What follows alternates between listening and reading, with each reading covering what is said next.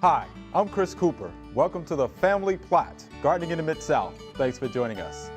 Scientists estimate that 1 out of every 3 bites of food we eat exists because of pollinators like bees, butterflies, moths, birds, bats, and other insects. But in recent years, there's been a noticeable decline in the number of these beneficial creatures. So today, we're going to talk about ways we can reduce the impact of pesticides and help restore our pollinators. And while gardening can be a source of pleasure and relaxation, there are a number of hazards that can result in accidents and even injury if caution and care are not observed. So today, we're going to give you a few safety tips to help you be safe and successful in your garden. All that and more is just ahead on the Family Plot, Gardening in the Mid-South. So stay with us. This is a production of WKNO Memphis. Production funding for the Family Plot, Gardening in the Mid-South is provided by Goodwin's Landscape and Garden Center in Germantown since 1943 and continuing to offer its plants for successful gardening with 7 greenhouses and 3 acres of plants, plus comprehensive landscape services. International Paper Foundation, the WKNO Production Fund, the WKNO Endowment Fund, and by viewers like you. Thank you.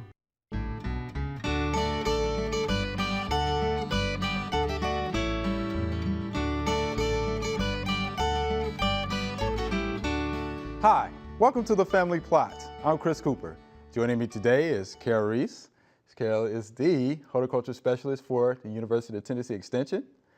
Ms. Jeannie Ashworth is here. Oh, Chris. Ms. Jeannie is a master gardener right here in Shelby County. Thanks for joining me, ladies. Thank you. All right, let's talk pollinators. Okay. I've heard a lot that people are not seeing any pollinators. Why not? Well, we just have to look at the facts. They're just down. The numbers are down. We have talked about this for years and thinking of it at some point in the future. If we don't take care of our pollinators, we're really going to have this problem. But it looks like it's here. I think it's here. Yeah, because you know, people are actually calling the office like, I don't see bees or anything. Yeah. So it's really scary. it is. I know. I started really noticing it last year when we had the talk on butterflies at the station, and there were just no butterflies out there. It was scary. And now this year, I know Jason Reeves, my colleague that works there, just recently posted on his Facebook page that he was excited to see the butterfly. That it was only the 5th butterfly he'd seen this year. Now he works outside all day. Wow, the 5th. Isn't that scary? That is scary. Oh, wow. So how many different pollinators are there out there besides the bees? Well, the bees and the butterflies get all the press, but there are a whole lot of other pollinators. And you know, you sort of say, well, why do we keep talking about the honeybee when there's all these other pollinators? But in truth, a lot of our practices are affecting all the pollinators, not just the honeybees. So we've got to really think about that. But some very important pollinators besides honeybees, I was just reading some astounding figures on the blue orchard bee, which is also called the Mason orchard bee. Yeah. Your son's named Mason, so I thought I remember that. That was good. And they are actually very effective pollinators, and they're one of a group of bees we call solitary bees. Okay. And this particular bee is such a good pollinator that the figures I read, 2,000 of these orchard bees can do the work of 100,000 honeybees. Wow. So they tend to go to work earlier and they work later. Honeybees are apparently kind more of social. They are, and they're a little bit more particular about the temperature and the hours that they work. Also, when a problem affects a honeybee, it may carry that problem back to the hive and affect the whole hive, whereas a solitary bee, maybe that bee may die, but it may not affect the whole colony. So maybe we could do a little better job of protecting those solitary bees. But besides the bees, people don't like to hear the word wasp, but some of the wasps are good pollinators, and besides they're good predator insects. Yes. Exactly. The flies, there's a lot of good flies that are pollinators, especially the hover flies are very important pollinators.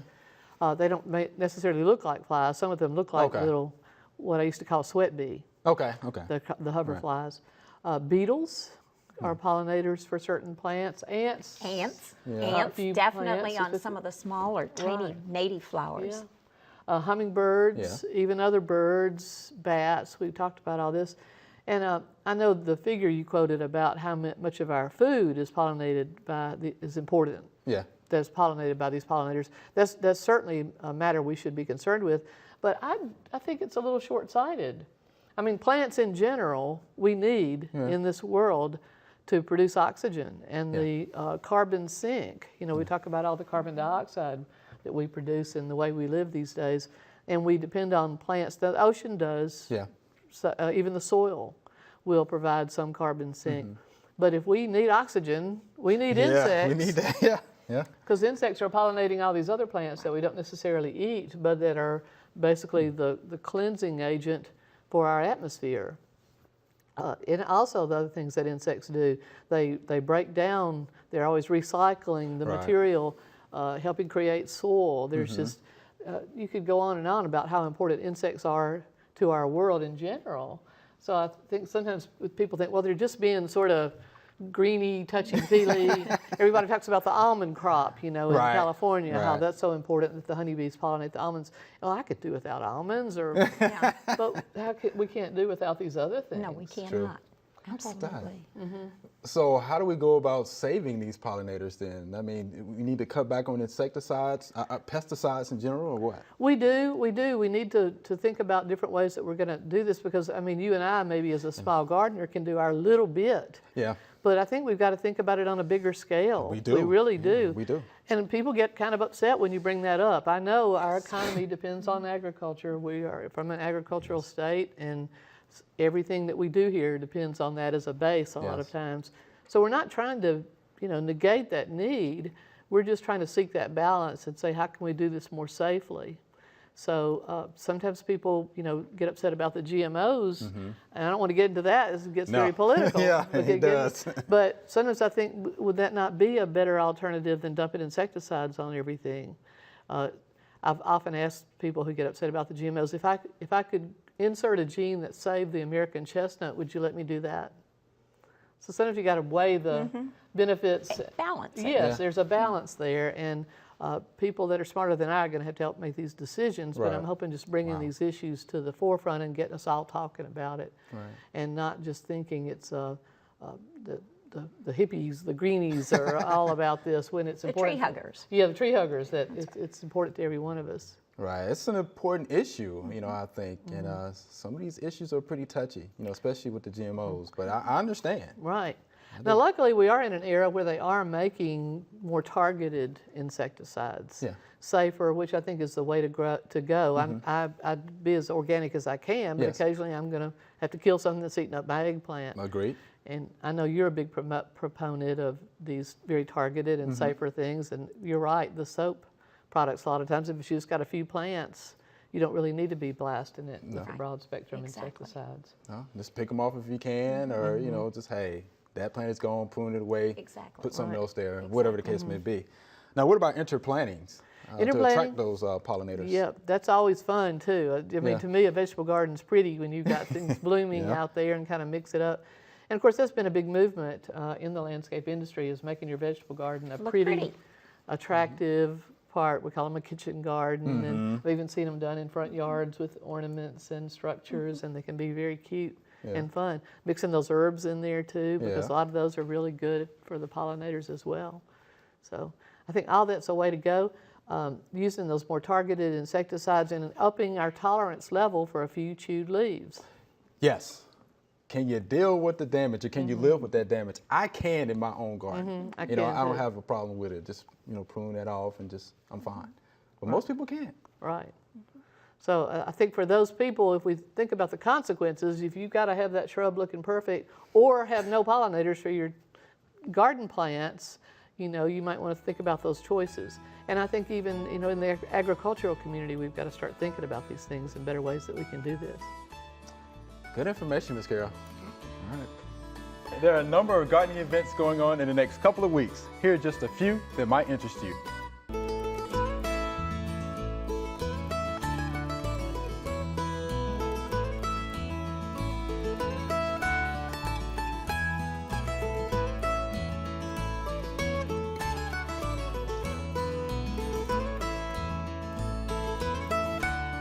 All right, Miss Jeannie, let's talk about garden safety.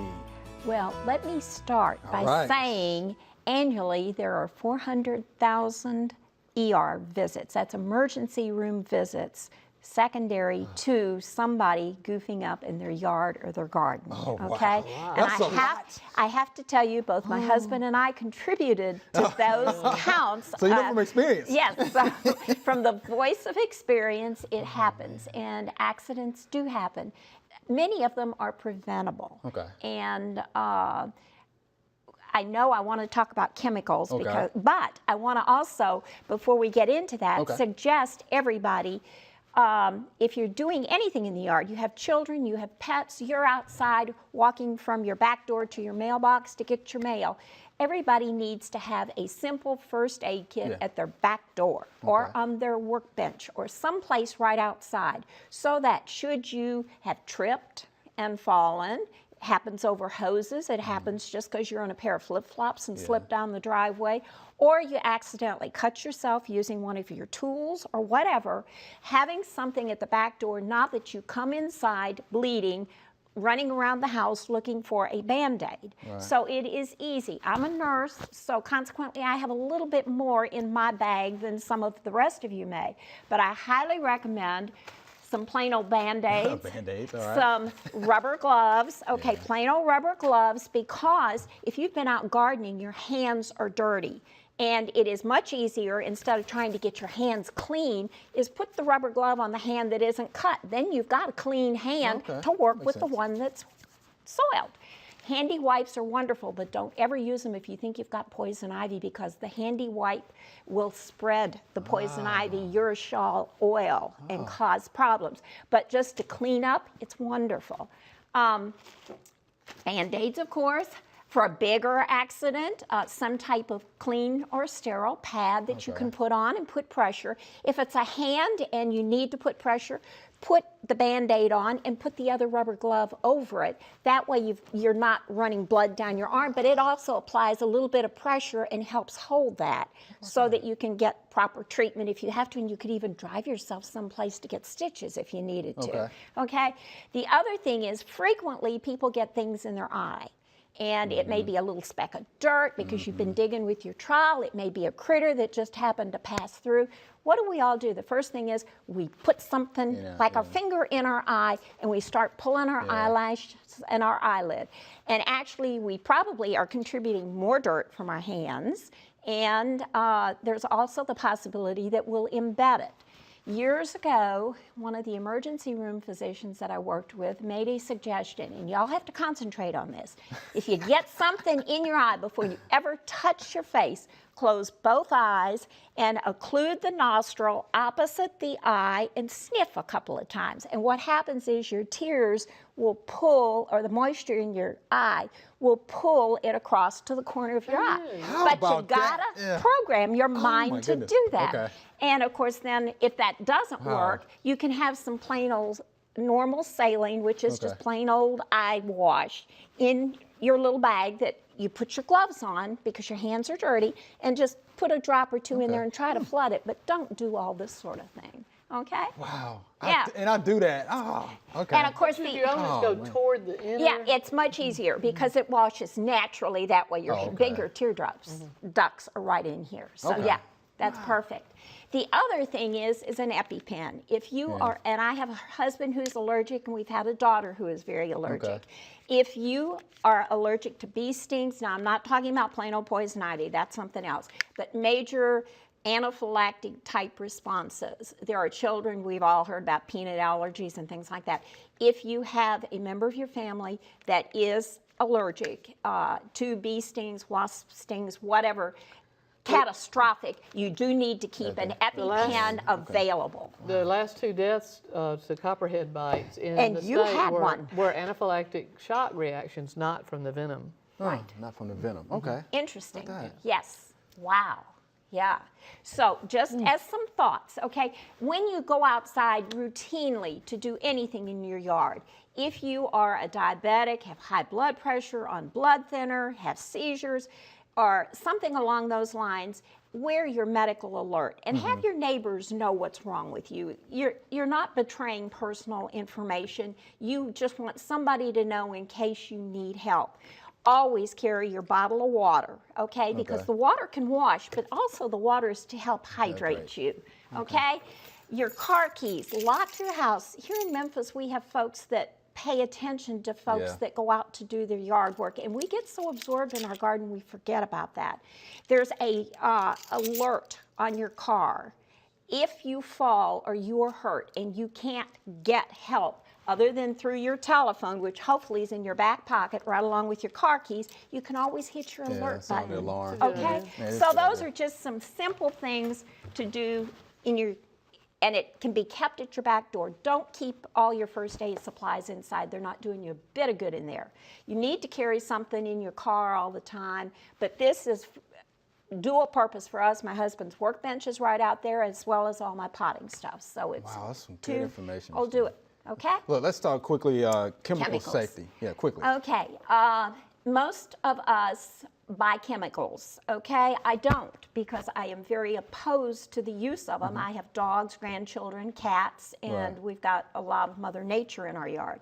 However, I am aghast when I go to the grocery store and I see the folks that have bought Hot Shot or Off, not necessarily just those brands, or they buy the bag of pesticide or fertilizer that they put in their grocery cart right along with their groceries, with your fresh fruit, your eggs, and your milk.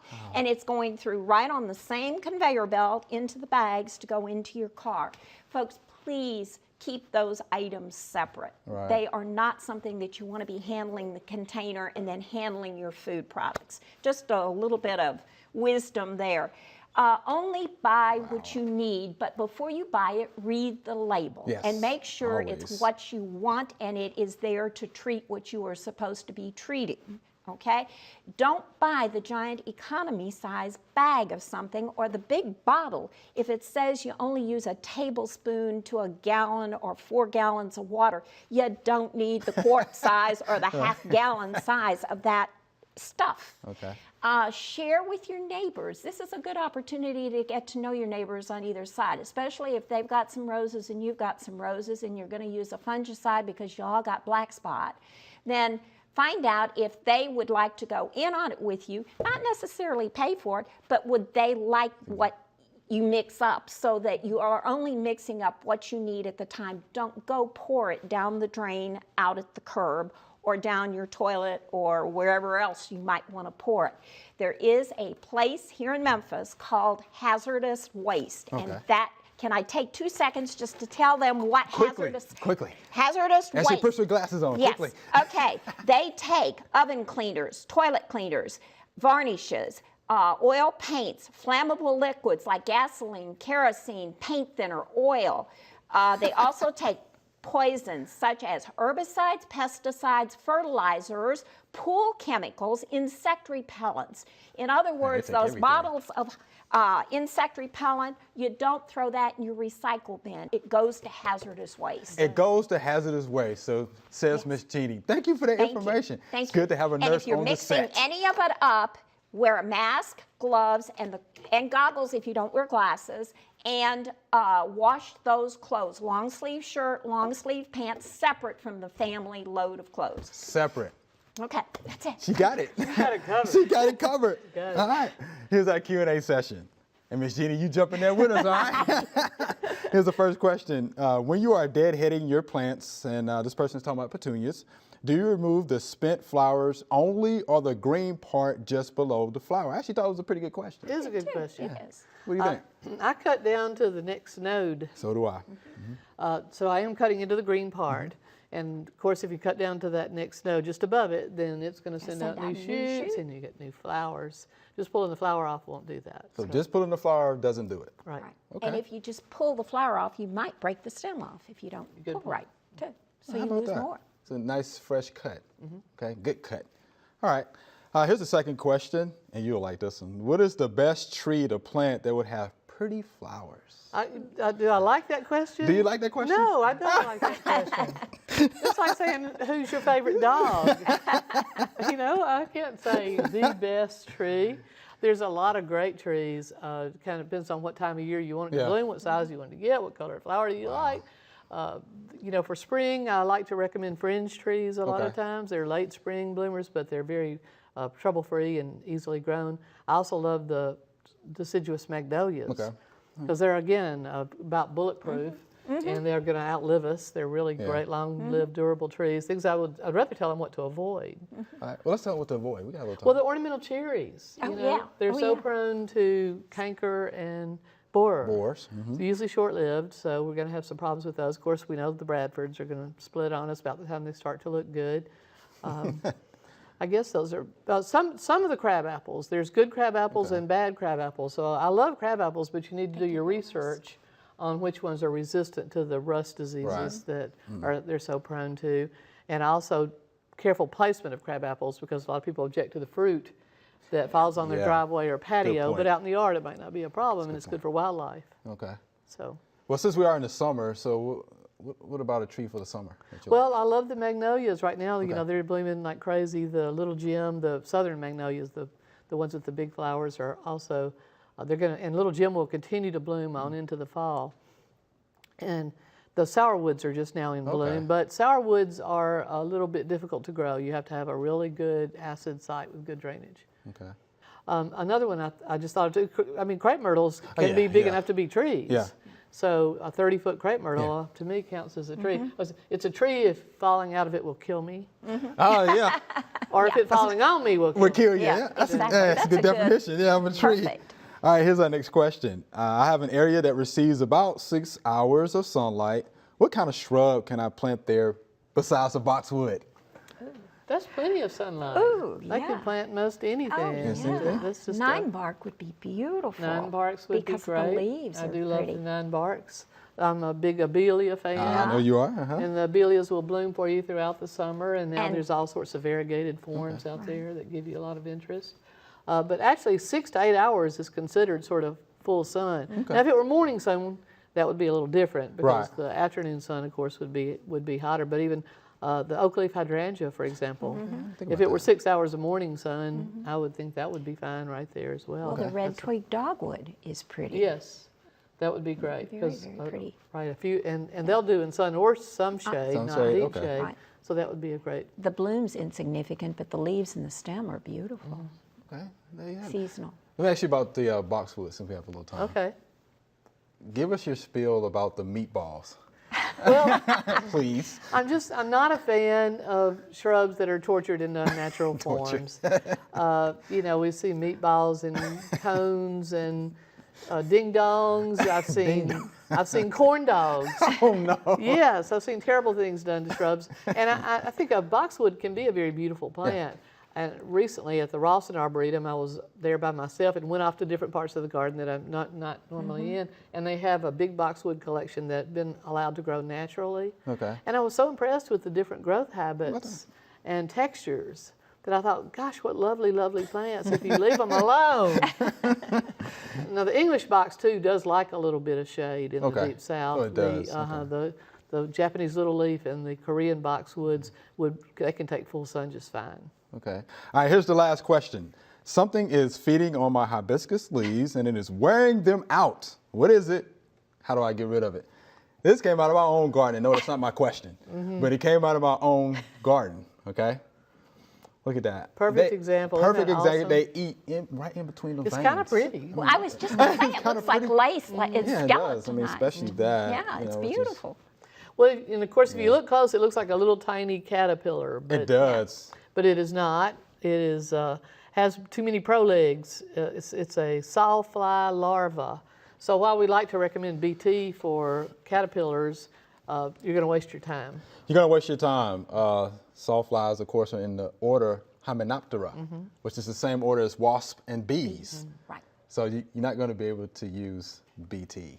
Right. Now, what I use at home, insecticidal soap, Do you good? if I must, you know. Otherwise, I just do this. Right. Kind of nip it off, and you know the rest of them look just fine. It's true. It doesn't kill them. It does kind of destroy the look. Sometimes they even need a little bit on the flowers. Yeah. But there's a certain phase they go through, and then they kind of outgrow it, and they don't have it for the rest of the summer. But it's, again, not anything to really get terribly alarmed about. But if you want to groom them like you do personally, if you don't have a whole lot of them, that's the way to go. It's pretty neat, though. The female actually has a saw-like blade on the tip of her abdomen. Really? And she cuts And into the that's how she tissue and cuts? deposits the eggs there in Wow. between the tissue. So, You know, they're pretty breeding neat. some that are resistant now to sawfly larvae. There's fuzzy native hibiscus, the grandiflora. Okay. And apparently the insects don't like the fuzz in their mouth. And so they're hybridizing it with some of the more showy ones and creating some forms that are now more resistant. All right, I need to get that. All right, thank you, ladies. Appreciate that. Thank you. Be sure to connect with us. We'll send you weekly email updates about Family Plot. Just go online to WKNO.org and sign up under Get Local Show Updates. The email address is familyplot@WKNO.org. You can also follow us on Facebook and Twitter. That's all we have time for today. Thanks for watching.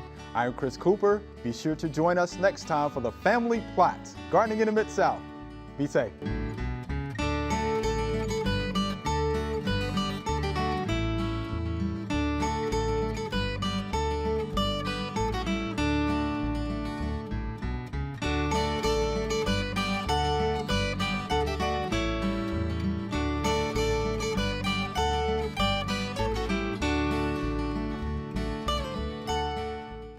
Production funding for the Family Plot, Gardening in the Mid-South is provided by Good Winds Landscape and Garden Center in Germantown since 1943 and continuing to offer its plants for successful gardening with 7 greenhouses and 3 acres of plants, plus comprehensive landscape services.